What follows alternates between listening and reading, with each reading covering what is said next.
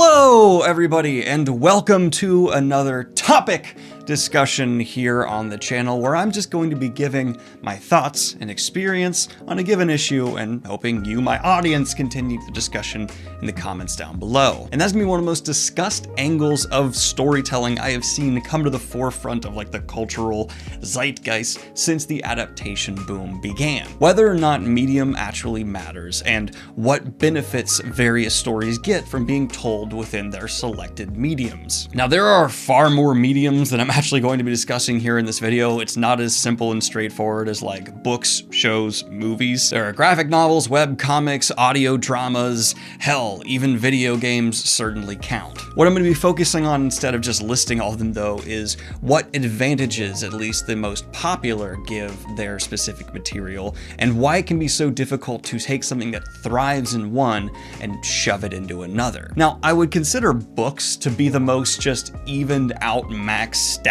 of any medium you can pick. Like in old school video games, for example, the starting character who's just kind of like medium high in everything and pretty even, that's where books fall. You're not severely limited in what you can accomplish with words. As long as you can make someone imagine it, you can write it.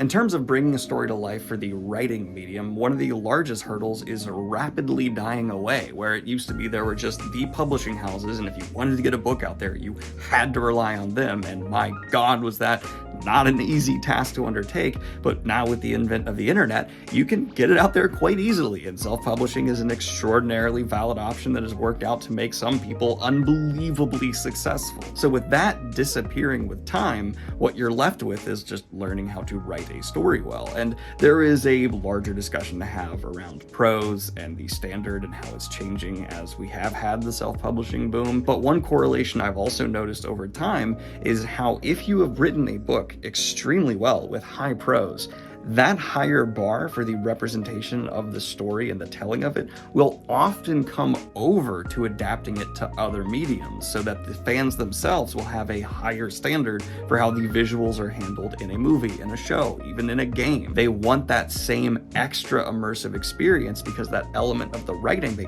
probably latched onto to make them a fan of the story in the first place is going to carry on over to their enjoyment of any other representation of that story. Just a fun thing I've noticed over the years. You can even write things that are visually impossible. Robert Jordan has a notorious example of this where he always described Aes Sedai faces as ageless, and yet when his graphic novel for the series was being made, he was asked by artists, how do we do an ageless face? And his response was, oh, figure it out. You could also write about things with one side or only existing in a certain dimension of space. Those concepts could possibly be drawn or shown on the screen, but it would take far more effort than just coming up with them and putting them into a book like many authors have done. And so, well, yes, books are pretty much without limit in what tools they provide you as an author. They simultaneously don't get a whole lot of boosts for free as being just words. And what I mean by that is once you jump into something like graphic novels or a show and movies, you inherently are able to invest your reader naturally if you successfully accomplish that aesthetic or look or budget required to bring that world to life. It's why successful adaptations in the visual medium will often overcome and consume the books that came before them, and then everyone visualizes what the book was as that visual medium's representation. Because the book, yes, puts ideas in your head, but the visual mediums can successfully, if done very well, just solidify one idea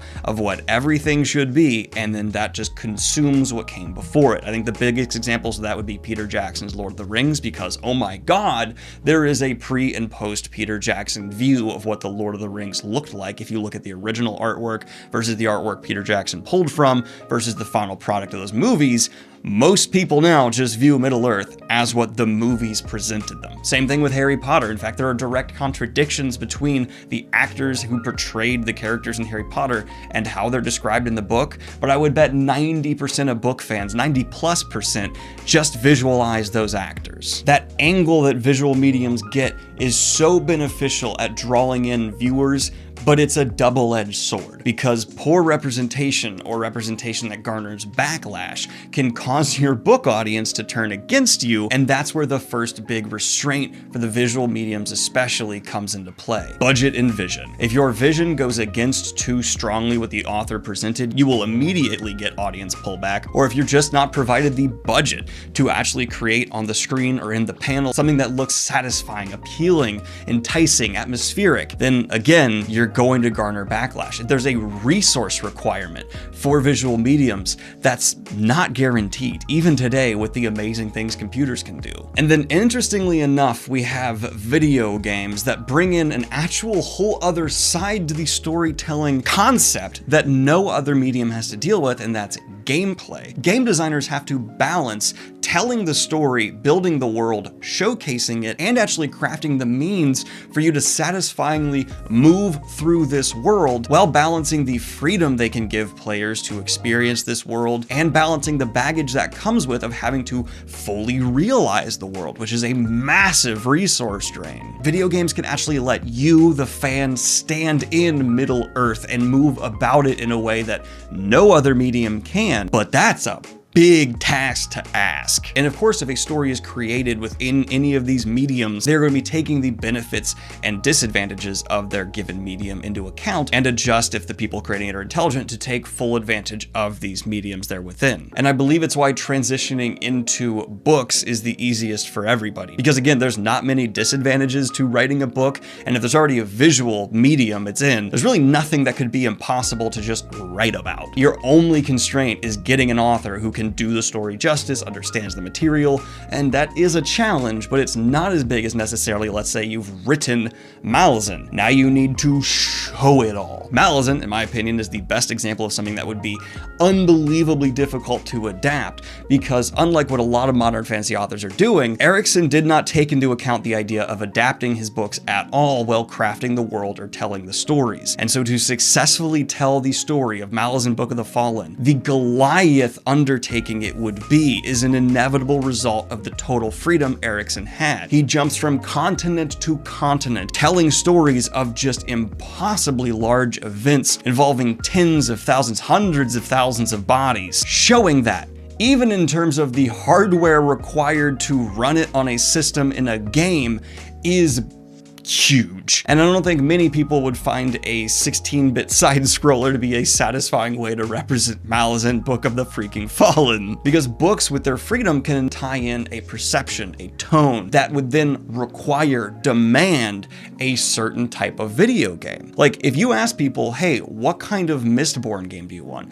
Almost everyone's gonna say like an open-world, sprawling Spider-Man-esque game where you can just have fun exploring these powers, because that's the way, the tone Mistborn itself strikes. It's this urban crawl with our characters zipping around it. Players would want the game to feel that way, which sets a bar for a very difficult type of game to create. Same thing with Malazan. It would need to be this total war style pulled back epic that somehow also simultaneously pulls you in to have a very tight narrative with certain characters. That juxtaposition in gaming would be, oh, I have no idea how you'd accomplish it. And then in the same vein, the budget needed to show in a live action manner almost anything that happens in Malazan would have to be astronomical. And I think that's why so many people say, hey, if you're going to adapt my favorite book to the screen, let's go with animation, because they're aware of the budget and constraints of live action, which are shrinking due to what you can do with CG and computers now, but they still exist. Animation helps thin that wall out. Something like Attack on Titan shows you can have a true huge fantasy epic with massive battles and creature design fantastically displayed in animation. We've known that for decades. But overlaying all of this is medium snobbery, and there are those out there who say, no, anime is a lesser visual means. For some reason, I don't agree that there are people that believe that. So you'll lose some of your audience if you adapt it to that medium. Interestingly enough, it seems for some reason the hardest bridge for any adaptation movement to climb is from animation to live action. It has become one of the most universally known on memes, the Netflix adaptation versus the anime versus the manga. To say that animation being adapted into live action has had a spotty track record is a drastic understatement. I think this is largely due to fundamental elements like I've mentioned here within medium. Animation is about being bombastic. It's about going over the top, showing visuals that go above and beyond. It's hard to find things that are born and ground within that medium that do not fully utilize what is offered and would then somehow be better or benefit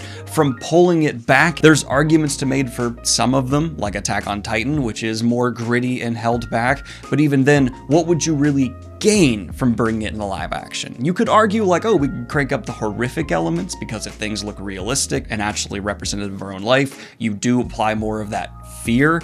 But still, is that really a key pillar of what makes Attack on Titan great? Not really. That is why it's so important to remember animation is a medium and not a genre. But why am I saying all this? Why am I pointing it out? Because I'm acknowledging, yes, medium matters a lot. And to dismiss that is foolish. Each medium comes with its benefits and hurdles. That is just objectively true. I've found that many people have tried to follow their favorite stories once or twice across mediums, maybe all the way back to when Tomb Raider was adapted into a live action movie, and that was people's first attempt at getting into this. But I believe it's important to remember as consumers, as people who are taking in stories, it's easy to become jaded with adaptation, but that doesn't mean they always will be bad. And the dismissal I occasionally see where no animation can be made in a live action well, or no game can actually have a good book written off about it, which is not true. We've had great examples of that before. And that's what should matter to you. Look up reviews, see if it's worth it, but never just dismiss outright. Because something has moved medium, it is therefore less. I mean, we saw Star Wars have some of its best content come out recently in animation. And that's a franchise I actually think was mismediumed from the beginning and started in its weakest format, live action, and has thrived in other formats like games and animated series. So like most things, it's not a black and white issue. It's case by case, which means the burden is then put on you, the viewer. You must judge whether or not the story transitioning to another style is appropriate and if that creative format will provide something new and interesting to you. But just don't have a negative reaction instinctively unless it's possibly a Netflix anime adaptation. That could be an instant no. But hey, maybe this new Avatar show will blow us away and people would have been wrong for judging it by that. Let's see how that proposition ages.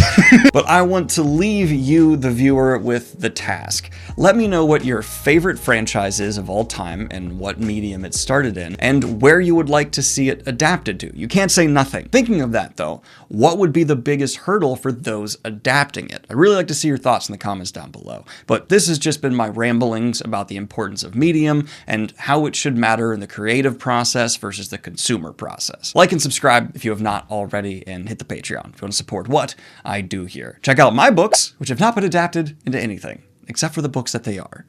Have a good one, y'all. Bye!